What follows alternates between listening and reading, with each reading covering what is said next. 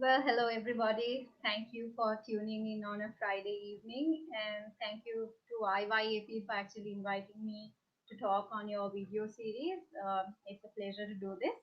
So, the topic that I'm supposed to talk about today, gender-based violence in the COVID-19 backdrop. Firstly, at the outset, what I want to say is that whatever the researchers that I'm drawing on for the next 15 20 minutes are researchers that I've chosen to pick on, and the information is very much limited to the limited exposure that I've had on working in this area through hashtag generation as well as my academic research work because currently I'm pursuing my master's in gender and women studies.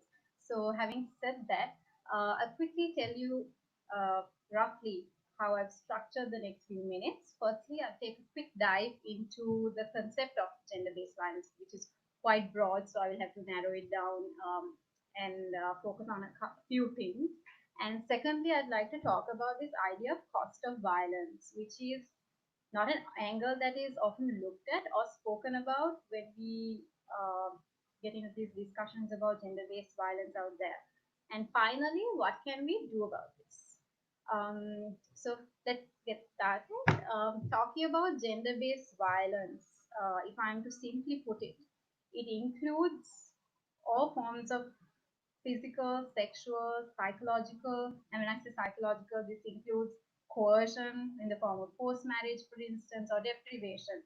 If somebody is deprived of access to education or employment because of their gender. So all these things fall under gender-based violence, and it has been conceptualized and theorized in so many ways for years, and these kind of literature is available online. However, I would want to, given the current context, I would want to pick on, or rather focus, particularly on domestic violence and intimate partner violence. So as we know, gender-based violence is not a new phenomenon, unfortunately. However, the current pandemic situation has given a new set of challenges to those who are policymakers or those working in the area to sort of re-strategize and look at how we can do things moving forward. And apart from that, what's important to note is that statistically, if you look at the global statistics, 1 in 3 women, it is reported by the World Health Organization in their researchers, for instance, that 1 in 3 women have faced violence. 1 in 3 women globally has faced violence in their lives, and therefore, women, as we all know, are disproportionately affected by violence, which is why there is this sort of, when we talk about gender based violence, I always hear that it's almost looked at or it's used as a synonym for violence against women and girls. It's looked at as the same thing, which is because of the current realities, but it also runs the risk of overshadowing other groups, including men who face violence, including individuals who identify as different genders, for instance, or lesbian, gay, bisexual people who identify themselves as those who face violence because of their sexual preferences, or transgender individuals. So that violence is meted out in different forms. However, because of the global statistics so far, large proportion of the focus is mostly on women at large. And if we are to sort of dwell, if I am to dwell into the global statistics on intimate partner violence, researchers say that 35% of women have experienced either physical or sexual violence by someone who is an intimate partner, and 38% of those that was analyzed for this research of all the murders of women are committed by male intimate partners. Now, this is where it becomes crucial in the current context where we're all supposed to be at home because that is seen as the way that would keep us safe from the global pandemic of COVID 19. However, being at home, unfortunately, is not a safe space for everybody. And the reason why this is unfortunately most of the perpetrators of gender-based violence, of domestic violence within our homes, unfortunately happens to be either the husband the fathers, the uncles, there's always a male guardian that's the perpetrator of this. And unfortunately, women right now, we are in a situation where even service providers can do as much because there's limited mobility and access to remove um, survivors from the current context. However, there are current facilities that have been put in place by both the state and non-state actors. For example, Women in Need has a 24-hour hotline, and the National Committee on Women, which is under the purview of the Ministry of Women and Child Affairs, now operates a 24-hour hotline 1938. And what's important to note is that from what they've reported, they've had 123 cases in March. They've heard from 123. And in April, within a few weeks, there has been an increase to over 400 calls, out of which above 100 are domestic violence cases.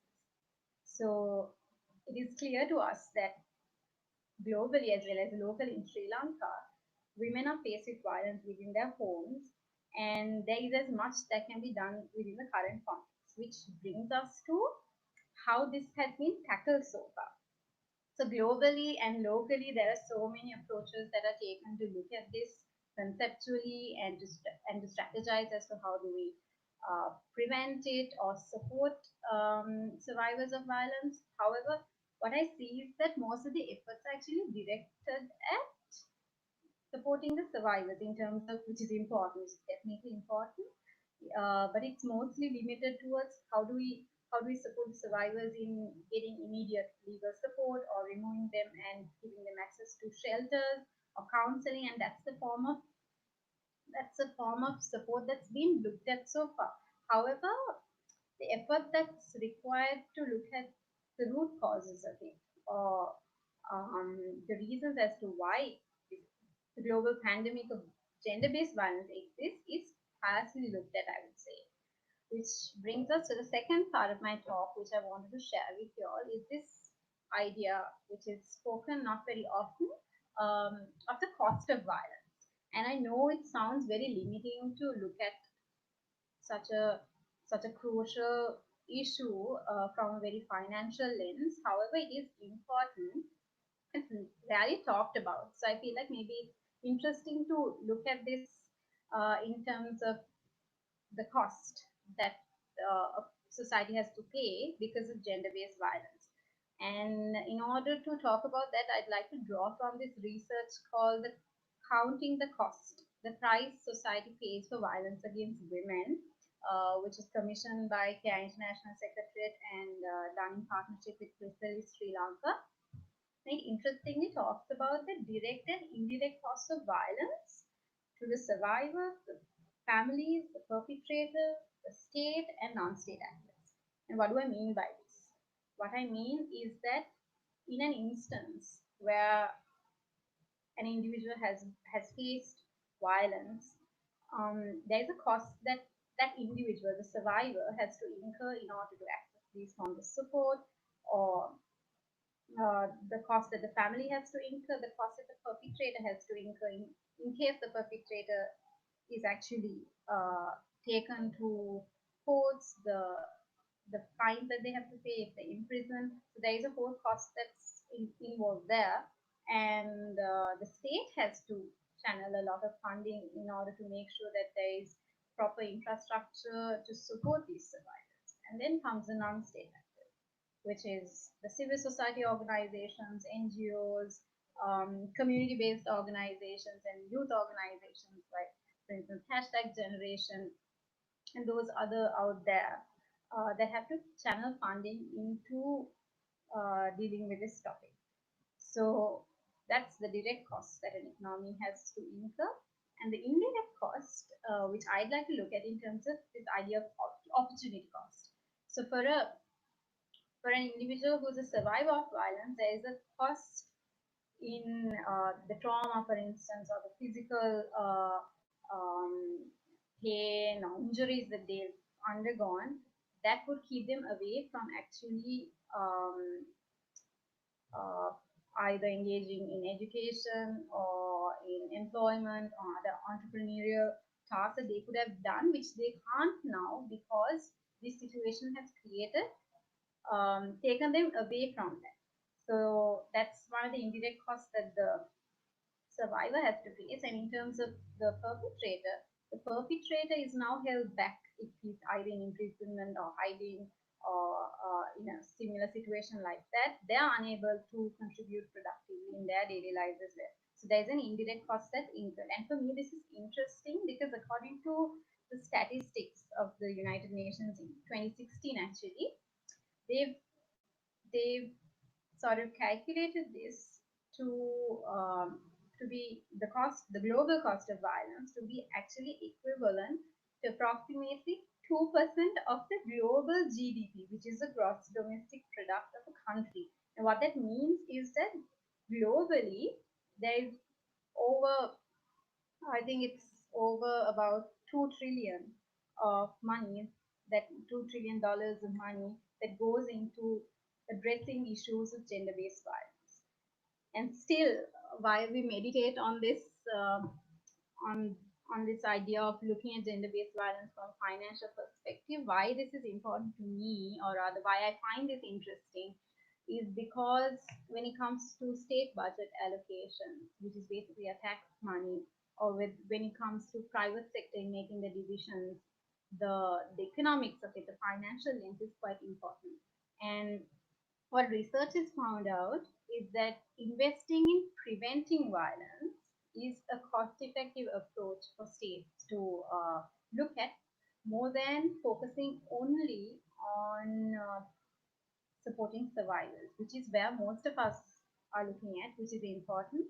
But now, given the current situation where there is as much that you can do, you realize that a lot needs to go into preventing this from happening. Um, And if you're, if you're now thinking as to the root causes of it, among most of the factors that are there, I'd like to focus on social norms. And what I mean by that is that there are certain gender roles that have been put in place by society. And what I mean by this is when we're raising younger boys in our families, we're told that this is how a woman needs to behave, this is how a man behaves after a while. And this is detrimental effects on both parties, not just women, because the man, um, the provider of the family, is to be taken up entirely by the men. And I can't imagine the amount of emotional stress or psychological dilemma that men are going through by having to conform to this. Because the general notion is like, are you even a man if you can't take care of the family? And so that is there. And then these values go into governing how our personal relationships, especially within heterosexual relationships, where there is a clear hierarchy between the man and the woman, which then falls onto marital relations, and how we how we look at it as a society plays a role in how gender-based violence perpetuate at large. So coming to the last bit of my talk in terms of what can we do about this. So as the state, I would say resources need to be allocated not only to developing spaces that can tend to survivors of GBV, but also efforts need to, like I said, address the root cause of it. So this means that it's not just the Ministry of Women and Child Affairs that has to look into this. Anything related to women shouldn't be chucked into the Ministry of Women and Child Affairs. It needs, gender needs to be mainstream across ministries, and especially the education ministry, starting with our school systems. It needs this needs to be cross-cutting in how what kind of values do we place in men and women in raising children in this country. And when it comes to allocating resources, there needs to be coordinated efforts and strategies, because it's not just a state that's in play in this space, but there are non-state actors as well. And another area that I'd like to highlight on is the importance of investing in research, because research is important to gather data for advocacy purposes or policy decisions, or to even support, or to even understand how to support survivors of violence, or to prevent it from happening. And currently, I'd like to share a bit about the research that I'm part of, which is a multi-country research group based in Afghanistan, India, Sri Lanka, and the UK, commissioned by the National Institute of Mental Health. So we are currently working on developing a care package to improve lives of mental health survivors. And hopefully by next April, we would have it published. And I hope by then we would also have statistics in terms of gender-based violence during the COVID-19 context. And what's interesting about this is it's looking at a broader psychosocial and economical angle towards mental health rather than the usual clinical and medical approach that is taken. And this is important because I wonder whether by then statistics related to child marriage might boost because of the financial burden that families have currently across the country. So there's a lot to be done, and I feel like in order to bring in like a coordinated mechanism, there are already platforms in place, such as the National Forum Against Gender-Based Violence, for instance, which I see as a successful initiative where for years it has been functioning by bringing together government, non-state actors, academics. Hashtag Generation is also a member of these platforms where we get to sit and try to understand how different actors approach this in different ways and what can we do because there's synergy when we put together our efforts rather than trying to do this on their own. And interestingly, there is the Men Engage Alliance that is working on engaging with men and boys, which is an area which is not quite looked at in most of the initiatives, even within the NGO sector, as we say. And next point being media and social media. Definitely within the current context, even though it's only a certain proportion of the country that has access to internet, it is important that social media is channeled in terms of reach, helping people to reach out for help, as well as the media in supporting survivors of violence while also addressing some of the root causes in ensuring that we prevent this from happening or we rather look at how we can deal with it as a society. And before I get to the final few points, something interesting that I actually have been observing in my interactions with smaller women's groups um, in, in functioning right now is that it could be either women's groups or LGBTQ groups or groups like the Sisterhood Initiative, for instance, that has brought together women to talk about Muslim women's issues in particular.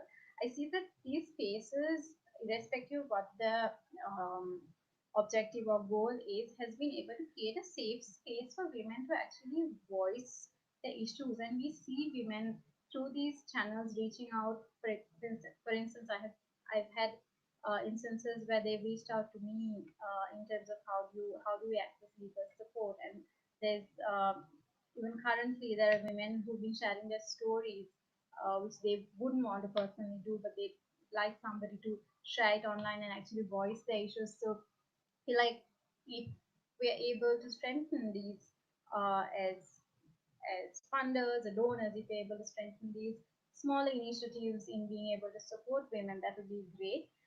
And conversations that we have also need to go beyond the Columbus circles because whatever the events or workshops that we go for are, it's the same set of people that we're talking about, talking to rather, and the conversation is getting quite saturated. So I think it's interesting that we're using platforms like this to reach out to more, or else we're just going to be speaking in echo chambers. So finally, what I'd like to say is that what can we do as an individual? I feel like we need to build a sense of community because we're interdependent. And when we're talking about gender-based violence, even though we're looking at it in terms of the binary of perpetrators and survivors, they're all a part of our society, and we have allowed for violence to exist. We have allowed for violence to be perpetuated. Perpetrators and survivors are all a part of our society. So then it boils down to us as individuals in terms of how we go about in our daily lives. Are we questioning and critiquing and trying to dismantle these stereotypes? It could be daily conversations that we have with our own family members, friends, in our workplaces. Are we questioning these things? Or are we allowing it to be normalized? Because it's every single act goes into playing a role that actually ends up in bigger issues like violence. I think we need to ask our own selves as to what have we done to prevent this, or how have we contributed to this, or have we contributed to this even in the most simplest manner. It could be through, I don't know, sharing sexist memes or joking, sexist jokes, locker room talk. How are we raising boys and girls in our own families? And I think that's where change needs to start. And hopefully, if we go about in that way, we'll see change happening in Sri Lanka as a society. Thank you for listening, and thank you for this opportunity here.